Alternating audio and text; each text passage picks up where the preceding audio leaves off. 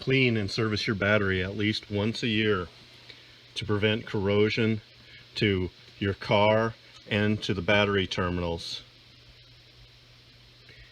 A good time of the year to do this is in the fall, before winter, when a higher cold cranking amps are required of your battery. The cold affects the battery, and when you get down to 0 degrees, you get about half the cranking amps out of your battery, and then it continues to go down further from there. Also, more amps are required by your engine to turn over the engine with cold engine oil in it.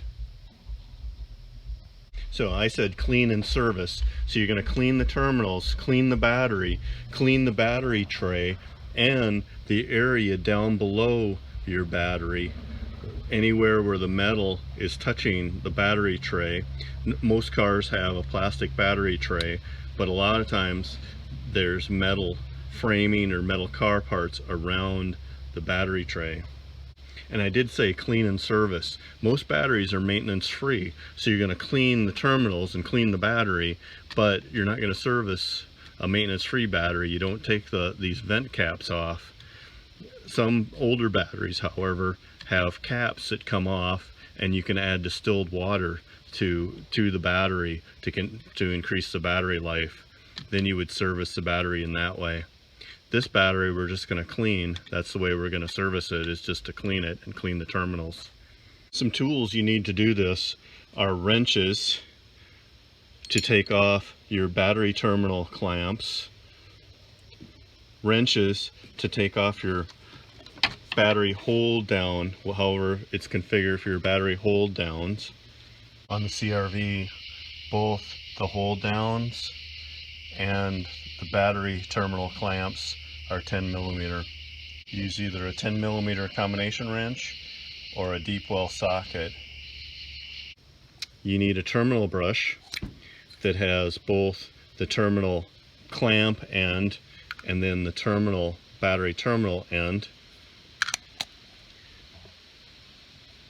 A regular wire brush, other brushes or sponges to clean down in your battery tray, Dawn dishwashing soap, and baking soda. Make sure it's pure baking soda, that is sodium bicarbonate. This is 100% sodium bicarbonate. This will act as a base and neutralize the sulfuric acid from the battery. Make sure you always wear safety glasses, and always start with the negative ground cable. Notice how the positive cable is covered and it has a red cover on it, so red for positive. You start with the negative because if I touch something to ground with the negative, the circuit's already completed.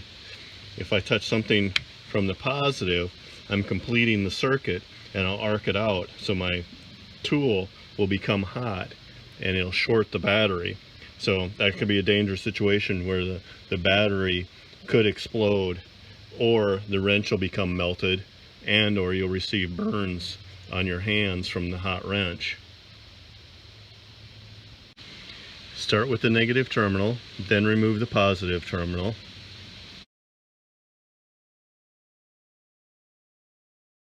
Make sure your cables are pushed aside so that they don't go back and touch your battery terminals. This first time I'm recommending that you take the battery all the way out of the car and clean the battery tray. In the future, when you do this, you could stop at this point and just clean your battery clamps on your cables and the battery terminals. And I'll explain why later. Remove your battery hold down.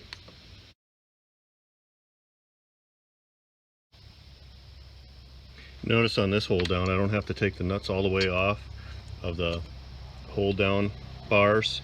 They have a hook on the bottom of them, so I can get it off of the mount without taking them all the way off. I'm going to set that aside and clean it with baking soda and soapy water. I'm going to take the battery out. For this car, the battery tray simply just pulls out. So I'm going to bring it out. So here's why I want to clean the battery tray. See how this battery, it doesn't vent, the water stays in it.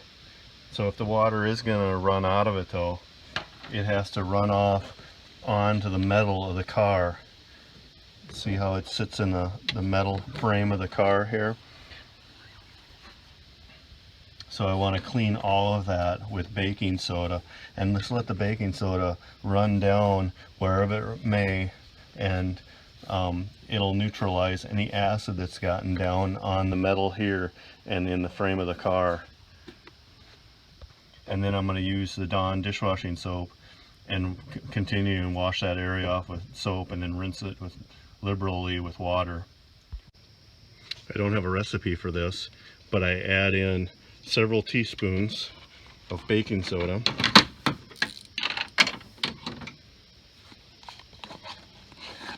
for every cup of water.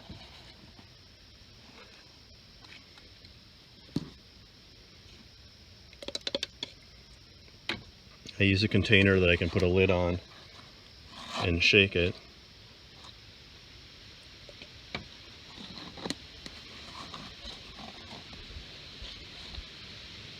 You can't use too much. The baking soda doesn't hurt the car at all. It's the sulfuric acid that hurts the car. So I've got about 2 cups of water, and I added two teaspoons for each cup of water. Put the lid back on and shake it.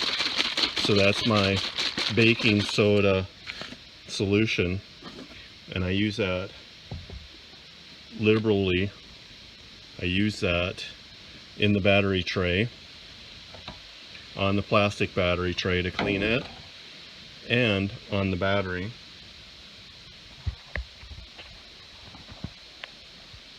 So I'm going to use it here on the battery. I'm going to use caution not to get it into the vents, even though this is maintenance free and these don't come off. There's a lot of times there's holes on the side, either in the center here or on the ends, that will have holes in the vents so that the battery can vent. So I don't want acid to get into, or the baking soda to get into the acid in the battery, but I want to use it around the battery terminals here. This is where it leaks, or there. Otherwise the rest of the battery is sealed, but I want to use the solution all over the battery and wash the battery with it. If you put your solution on an area and it starts to bubble, that means it's working. Keep adding it until it stops bubbling. It means it's reacting. The baking soda, the base, is reacting with the acid.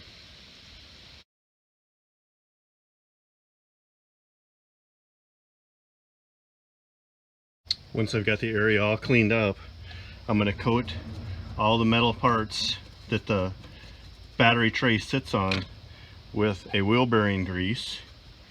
That'll keep any future acid from affecting the metal. You can use a motor oil.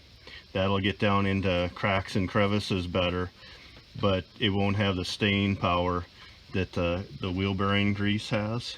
So coat the plastic battery tray. It's not going to corrode, but it'll help hold any acid that gets off the battery, that comes off the battery. It'll help hold that acid into the plastic battery tray instead of letting it go down onto the car, onto the rest of the parts. This will keep the car from corroding. So you can see what I said earlier, that you don't have to do this every year. You don't have to take the battery all the way out every year and add grease into it. This grease will stay in here for several years. So you can just clean your terminals once a year, but if you do this every 2 or 3 years, then it'll prolong the life of your car and keep your body and your frame from corroding down in your engine compartment.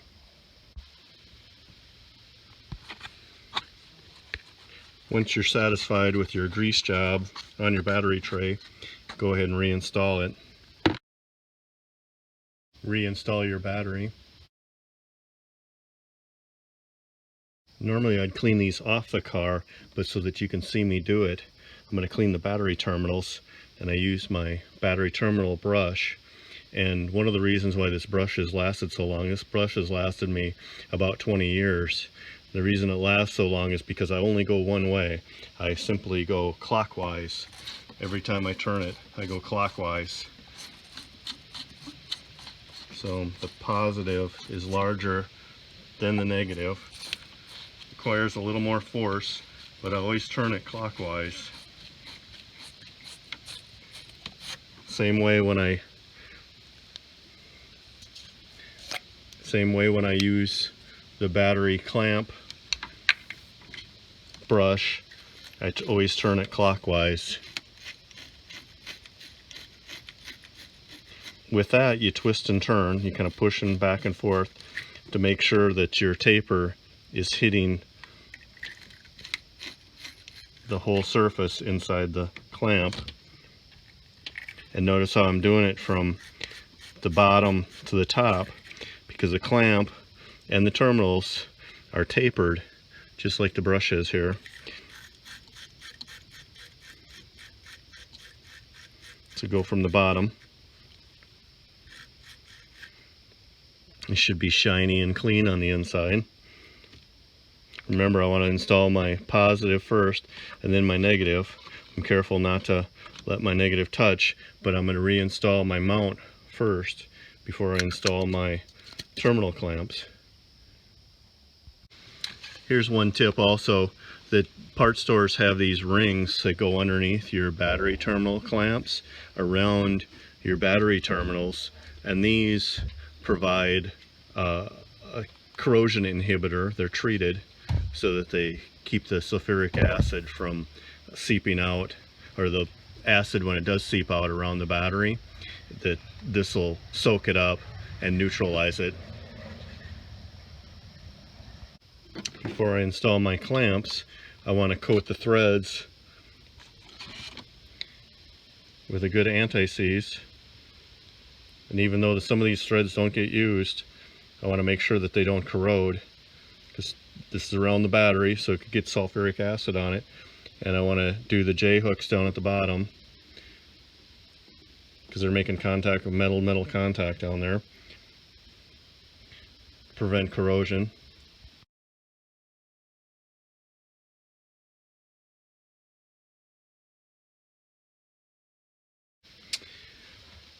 I don't need to make sure that this hold down is too tight. Just want to make sure it's snug and the battery doesn't move within the tray. Once I'm there, now I can reinstall my battery terminal clamps, and I want to put a little grease on the bottom side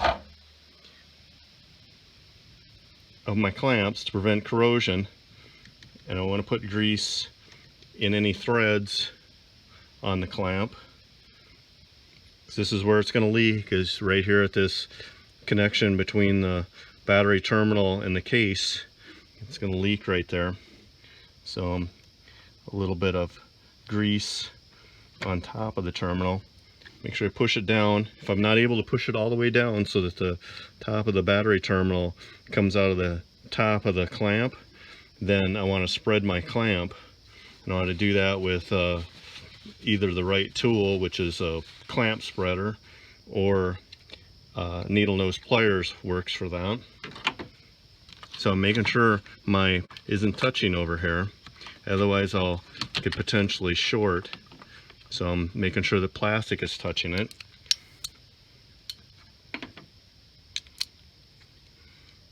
And then I'm going to tighten my positive battery terminal. And I don't want to over tighten it either. I want to wiggle it, make sure it's tight. Make sure it's not loose at all.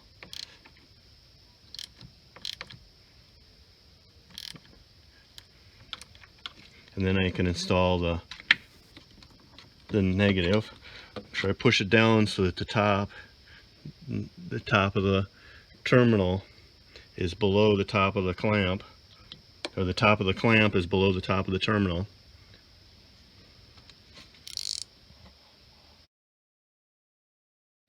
like I said with the positive terminal, you gotta make sure it's good and snug, so you don't want these to come loose. That's why we're cleaning it, is to make sure you got a good, tight, solid connection right here, so it's transferring energy.